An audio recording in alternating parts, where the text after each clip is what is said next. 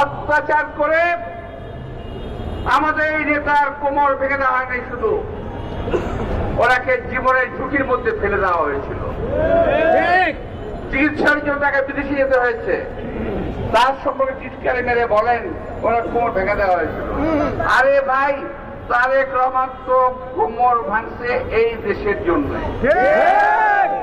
আর আপনাদের তো একটা লোমও ছিঁড়া যায় না শরীরে। আপনার শরীরে একটা লোম ছিঁড়ছিল কেউ?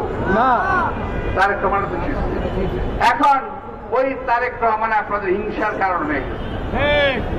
এখন আপনারা বলেন তারেক রহমান সাহেব দেশে আসে না কেন? অনেকে বলেন উনি সময় মতো দেশে আসবেন, কেউ ওনাকে আসতে দেখতে পারবে না। তবে আজকের এই অবস্থায় আপনাদের কথার কারণে মনে হচ্ছে, আমার মনে হচ্ছে তারেক রহমান সাহেবের জীবন এখন হুমকির মুখে। আপনাদের কাজকর্মে মনে হচ্ছে আপনারা তারেক রহমান সাহেবকে সহ্য করতে পারছেন না।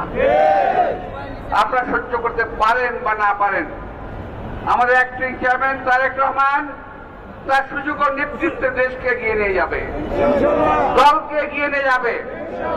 মনে রাখতে হবে, বিএনপি ছাড়া বাংলাদেশ কখনোই বিএনপি ছাড়া কারো হাতে নিরাপদ নয়। এই তারেক রহমানের পিতা আমাদের নেতা শহীদ রাষ্ট্রপতি জিয়াউর রহমান দেশকে স্বাধীন করেছিলেন যুদ্ধ করে। কোথায় ছিলেন চরমোনাই জামাত ইসলাম সাহেব? আপনারা লম্বা লম্বা কথা বলেন।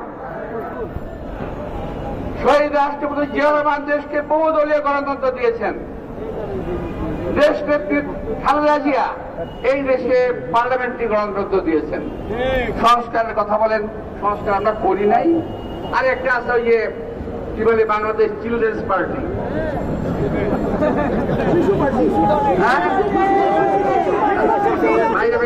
এত বেশি এই চিলড্রেন্স পার্টির অনেকে এখন তারেক রহমানের সাথে কথা বলেন, জিয়া রহমানের সাথে কথা বলেন। আরে ভাই, তোর দাদাও তো দাদা জিয়া রহমান। এখন এই সমস্ত লোকের কথাবার্তা শুনে আমাদের বিভ্রান্ত হওয়ার কোন কারণ নাই।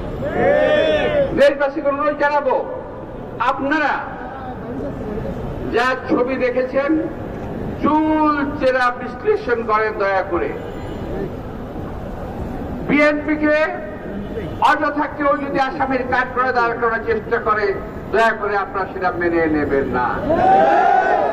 বিএনপি এই দেশকে স্বাধীন করেছে, বিএনপি দেশকে স্বাধীন রাখবে ইনশাআল্লাহ।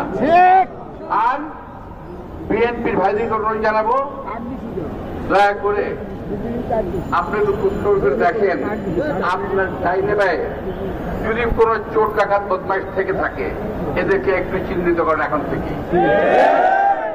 আমাদের বিভিন্ন সময়ে বিভিন্ন ভাবে আমাদের